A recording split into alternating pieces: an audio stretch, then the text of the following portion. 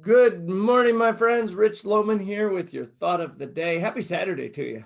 It's always good to have a good Saturday morning. If you're living in Michigan, you're building an ark, you're putting your pontoon boat in your front yard, you're doing something because it is a rainy uh, season, I guess we could say, is the best way we could say it. Good morning, Jen. Good morning to each of you guys as you guys jump in here. We are going to continue on the thought in the series of the 5 C's that I use as a methodology to coaching, have for a long time, and I just want to continue sharing them. That we started with clarity, we got into confidence, we got into competence and skill sets, and now it's putting everything into action with your craft or strategy. So John Wooden says, don't tell me what you're going to do, show me what you're going to do. I love the perspective of that. It's all about action. It's not about words. And I think that we could all learn from that because too many people talk about it or debate it or give their opinion on it. But the rubber meets the road when we start doing something. Ralph Waldo Emerson also said, the day is always his or hers. The day is always his who works with serenity and great aims. So let's get into this. Productivity is what we're talking about.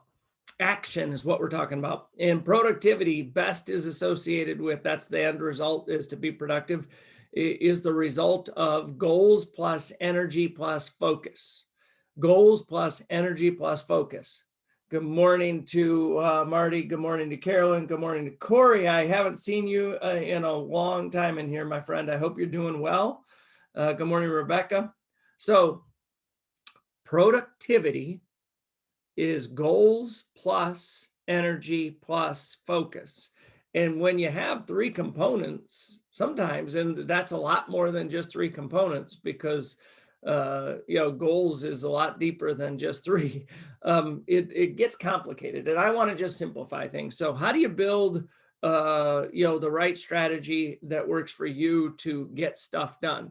The first thing is identify and increase the outputs that matter.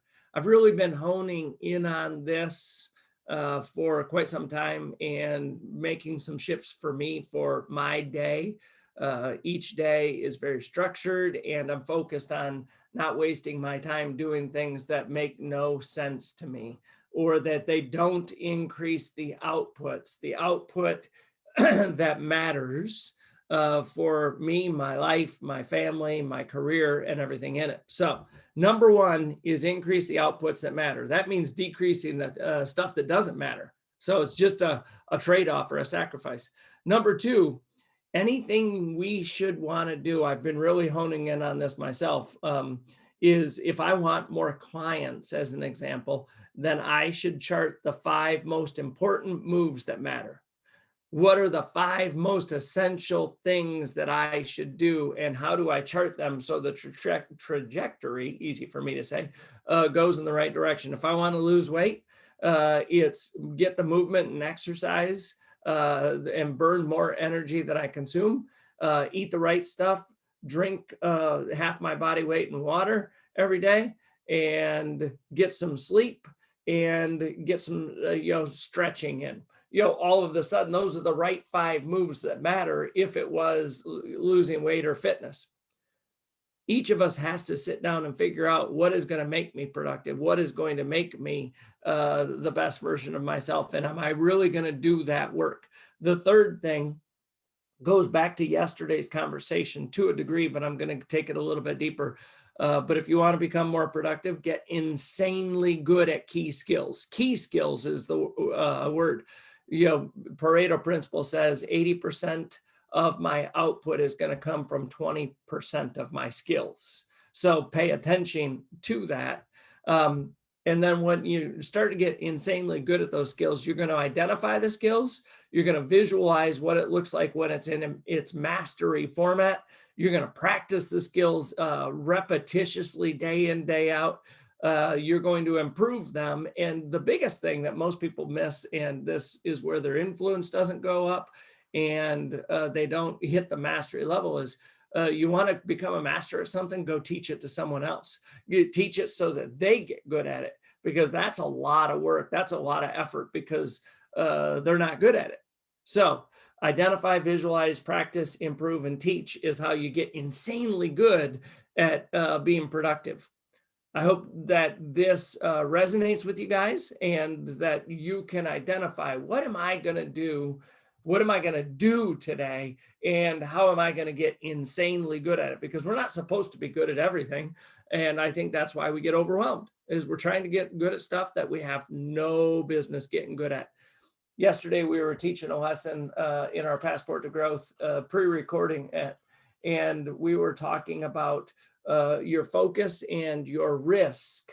How much do you focus and how many risks do you take? And this is all about getting inside your strength zone.